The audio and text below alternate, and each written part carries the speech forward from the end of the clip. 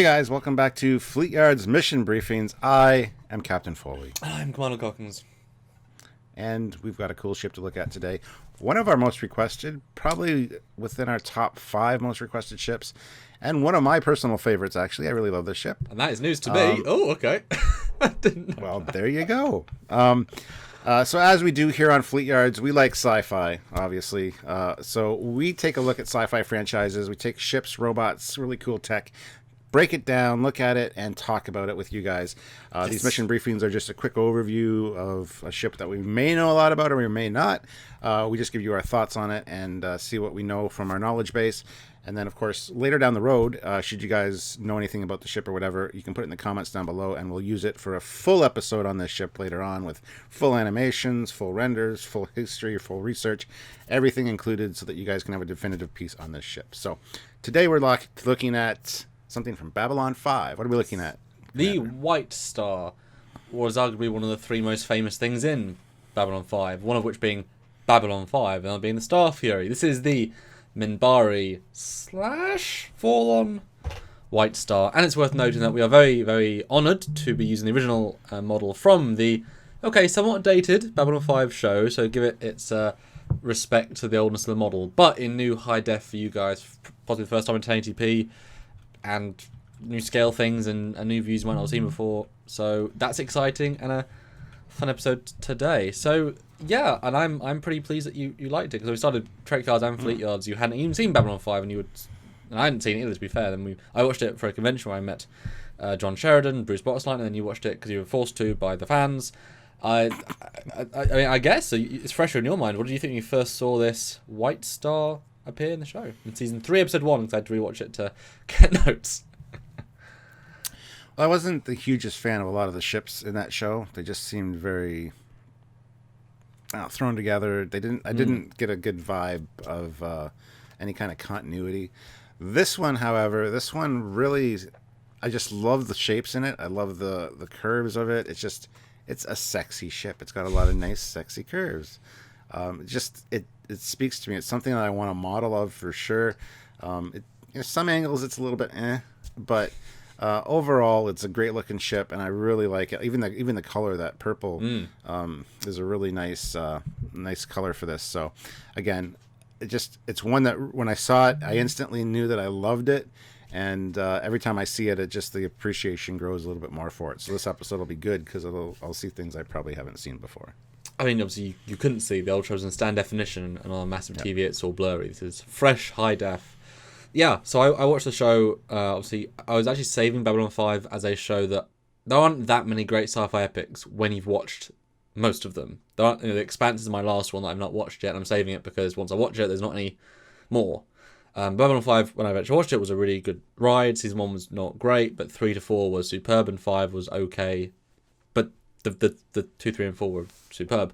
So when this appeared, I guess I knew about the ship, but never even registered as being a thing. And so seeing it, I was like, oh, this is really cool. And then it does evolve in the show, how much they use it, the way they use it, the amount of them. And you certainly get a real appreciation for the fact this ship, relatively speaking, turned the tide. And so it's important for that. And luckily it wasn't a one-off. Some of the fans out there, because of DS9 and Babylon 5 were going on at the same time, there's a lot of rivalry, and stuff in the back history of that. And interestingly, both the brand new ships arrived in season 3, the Defiant and this. And so lots of fans ask who would win, Defiant or this. But I'm not going to answer that. But the vibe you get is very similar to Defiant. It's a really small, advanced, maneuverable, sleek, kick-ass ship with quick pulse fire weapons and a special new weapon. And it's amazing both did the same sort of and both very different, but both A-star ships. I'd agree. Okay. But yeah, let's talk about scale. And before we talk about scale, disclaimer. So the files of Babylon 5 are quite old now, and some are luckily preserved. That's great. But it swapped between 2 different companies, Netta Digital and Foundation Imaging, which of course worked on Star Treks. And when the Foundation lost the contract and Netta got it, they didn't get the most workable set of files as you would imagine, and so some of the scale stuff was lost, or at least wasn't kept in the. It wasn't as formal as Pierre Droulet, Pierre, build this ship to this size. Okay. Then they load it for every scene, but we've got the scale. And so if you watch the show, there's a lot of things just change size to make the shot work. But when the ship is meant to be a small ship, and then meant to hold several fighters, and then meant to be, you know what I mean? There's lots of things that happen that don't then work in certain scenes. So just like Trek. Much more so than Trek. Just moving the companies made a big difference. That's why we looked at the big Centauri. The Centauri ship and the Minbari cruiser and all those ships. Is a sense of, well, is that really the right scale? Is the default for the files we have? Doesn't necessarily mean it's the default always. This one does change size. And I did do some research for its first appearance, and it was the wrong size at its first appearance. Maybe it was quite big, but the size online, the publicly sort of what the default is, did match this version, which was a netted digital version. So this is set to a 470-ish meter version, which is a more than one source say that is. So it does change size. We're going with that as a default. So I just gave the size, denied that. So let's go straight to the next picture. Thank God I just revealed it. But here is it in context with a few fun alternates. Enterprise there, Defiant, Prometheus, Bird of Prey, and for human scale, the NX-1 shuttle pod, because then you can understand how big a person is. That's what that dot is. I didn't even see the dot. That's what the dot is. Yeah. So what do you think? Because you didn't know how big it was going in, I'm sure. No, I didn't. It's a little bit bigger than I thought it was, but that's cool. I mean, it works fine, especially with the Daedalus and the Enterprise there. You can really get a sense of how big it is, and I think it works perfectly. I love how the Defiant's so much smaller, but still like the special ship from DS9. Mm-hmm. It's very cool. It's. I have no problem with this the scaling. The guns are kind of huge, but I mean they're meant to be, right? So well, and like on a Vorchar and Negvar, those guns are also huge. It's relative, and it's certainly pretty big. And the implication is that it's a smaller craft, but it says it can have 3 fighters on it, 3. And we do see it launch all 3. And so those are obviously a certain size themselves, plus the bay itself. So instantly you start upscaling. And there is, I believe, a shot where you see them launch. Same thing with the Stargate ships. The online scales, which are all wrong, don't take into account the actual scale because they were given to magazines. The magazines made them up. They didn't go to the VFX people. Whereas, if you try to put an F302 fighter inside F303 bay based on the scale it says online and in the magazine, it doesn't even fit 1. But we know it has to launch multiple. So this is the actual CG scale, the correct scale, because fighters have to fit in these ships. So when you start thinking about shuttles, fighters, they obviously get bigger. But in the universe of Babylon 5, the ships are huge. I mean, if you can recall the Minbari big whale-looking ship, the tall one, ginormous. So in comparison, it's a small ship, just not as small as a fighter, but it's got a decent crew. It's the Minbari don't make small like ceilings and confined, and we'll see the bridge later on. So it's a very livable ship as well. It is designed for comfort, Minbari comfort.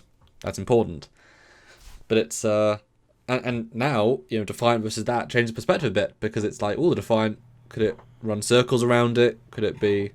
Don't know. It'd be an interesting battle actually. But it's a very maneuverable ship, is the Whitestar. Next picture though is the changing perspective, and I threw in a galaxy there because actually it's a not a bad sized ship is the Whitestar. So what do you think to that? Then you can see the little shuttle pod in front of the bridge, so you can get a sense of the bridge module, how big the windows are, and yeah. Mm-hmm. Well, as usual, when we look at these things from the top, it's not always representative of the actual size, and doing this really changes things. There's a lot of negative space there. There's a lot of slender, not necessarily lived-in sections. Yeah. So I imagine it's got a crew much smaller than the Galaxy class, even though it's almost on par as far as length goes. I think the internal volume might be very similar to the actual original Enterprise, to be honest. Just with all the different odd shapes that are incorporated in the Whitestar. Again, not a lot of usable, livable space. I mean, when we look in a minute, you'll see lots of the greeblying is big and bulky, and I get the impression that that is very much inside the hull as well. I mean, this ship is part Vorlon, part Minbari. Minbari built it with Vorlon expertise, and they're an organic. They both are organic building races, so it's not necessarily a creature, but it's a organic ship, and so you wouldn't just be able to have, I would assume, hull plating. It has skin, it has regeneration, it has nerves, it has tendons, it has something there. So I would assume that the hull part of it is actually much thicker than an average, say, Star Trek or metal-based ship. So when you think about that, plus this stuff inside of it, maybe it has to have organs, maybe its shield is a shield node, and it's got all these organic things. So I'm thinking, the internal volume is probably a lot smaller than it looks, because it's packed with what it needs to be super. And this was a step above in terms of. It was designed to be the highest class attack, speed, movability ship of its size and of its class. Obviously, there are bigger, more powerful ships, but not at this size. And therefore, if you have 10 of these, you're matching bigger ships at a lot less bang for the buck. So it's a pretty special ship in that regard, I think. But yeah, I think a lot less internal volume than I think you would think. Yeah, exactly. Even next picture, though. Ship than I thought. Yeah. Next picture, though, is a back view, and it's sleek, and it's cutting, and it's fast, and it's weird. It's good. And as you said, very organic looking. It's got things that they look like flippers from like a plesiosaur, like a dinosaur. It's got interesting shapes for sure, and that's why I really like this. From some of the other views, it's almost like this could be an in-atmosphere fighter, just by the shapes they use. There's a lot of wing-like appendages. And not necessarily like a big brick that you need flying through space with no atmosphere. This, I think, because of that, is why I like it so much, because I do like jet fighters and things like that, and this incorporates a lot of those shapes and things that make it look like it could fly in an atmosphere very easily. Size it down, make it into a jet, a modern day fighter. Yes. But yeah, no real. I mean, you see the engine pods at the side there, but. Yeah, not as much detail back here as I thought there would be. Where's the view you least see? I mean, you've always got to build to whatever you know.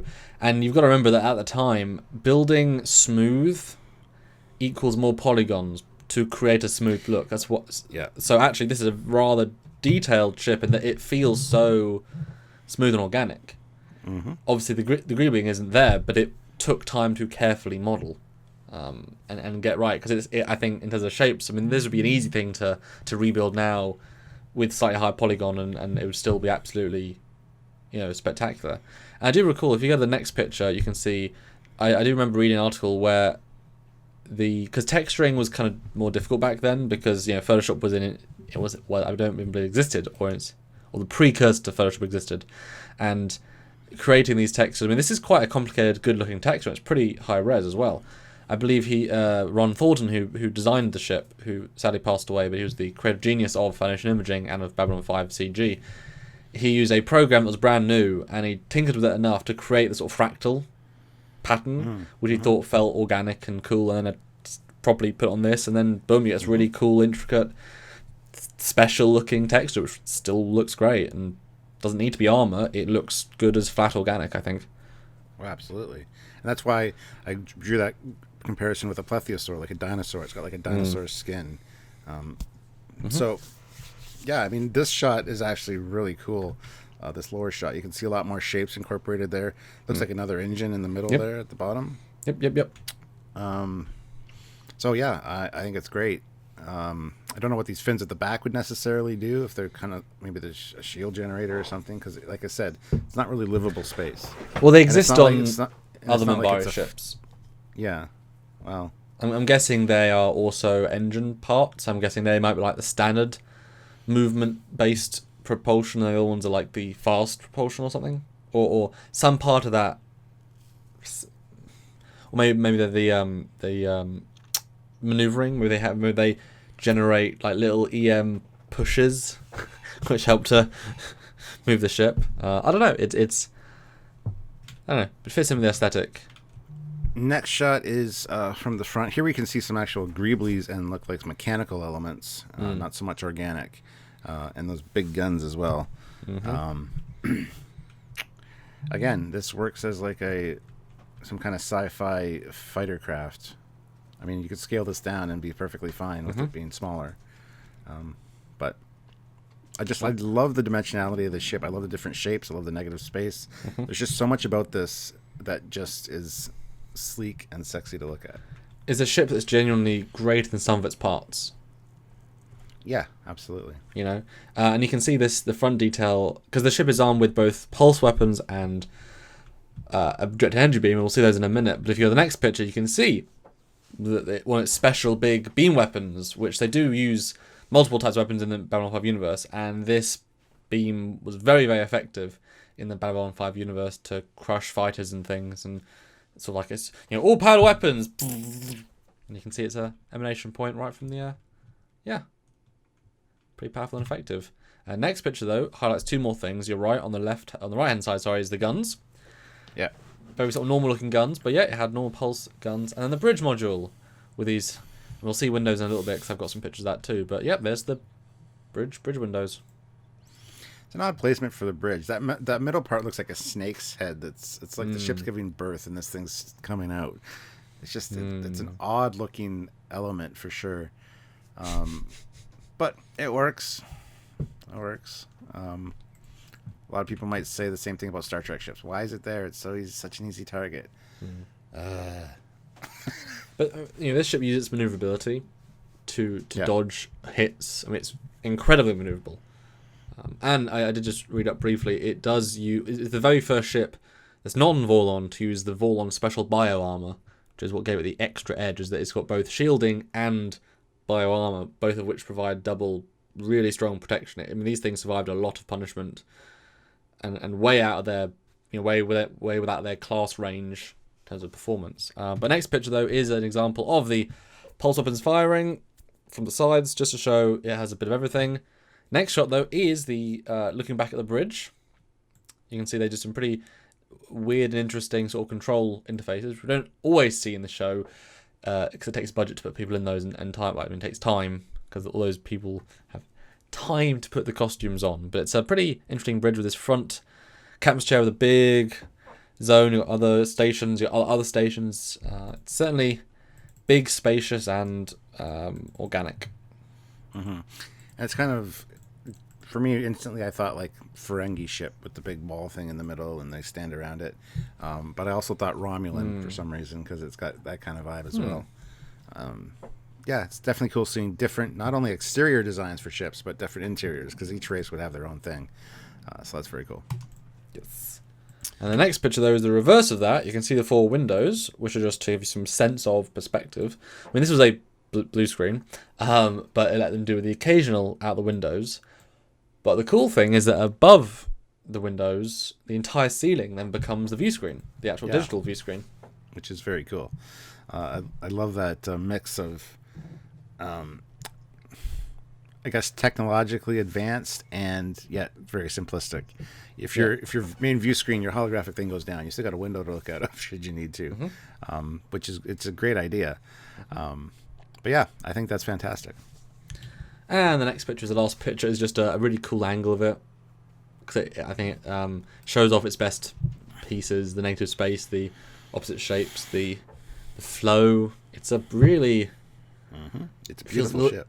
Feels a little bit bony. Feels a little bit squiddy. Feels a little bit, you know, designed after a pelican. Some of the shapes, but it feels weapony. It feels, you know. Yeah, I still say dinosaur-y. It's funny because the bridge windows here look like a smile, and it looks like there's eyes and eyebrows above that. So it looks like this evil face, like the Joker face. It's the Joker mobile. But no, like I said, I'm glad we looked at this, because this is one of my favorite ships of sci-fi, actually, and I'm still not all the way through Babylon 5 yet. So just the first time I saw this, I really like it. As I said, it looks like an atmospheric kind of ship. It could definitely be a fighter jet of some kind, or a futuristic fighter from like a manga, you know. Well, I'm just saying. No, I buy it. So yeah, I think it's great, and looking forward to fans' reactions to this, because this has been a much requested one, and yeah, I just want to see, you know, what you guys think, and where we can go from here. Yeah, full episode will be fun. I can do some scale shots of it flying next to Defiant. Ooh, we should have a battle. Da, da, da, da, da. But yeah, so if you want to see more great shows from Fleetyards or from Trekyards, we do cool things like this. And if we can, the renders the original models from the shows for extra unique coolness, then please support us on Patreon. It's a thing that a lot of YouTubers use to help support the channels. It's kind of the backbone of what we do here. Just go to the Patreon/Trekyards. It's a monthly service. I give a little bit each and every month. $1 mounts up, $10, $20. It all does make a difference. Or a one-time donation at trekyards.com. Literally any amount you want to give, it goes into our joint account, and we use it towards trips and cool upgrades and doing things that are important, you know?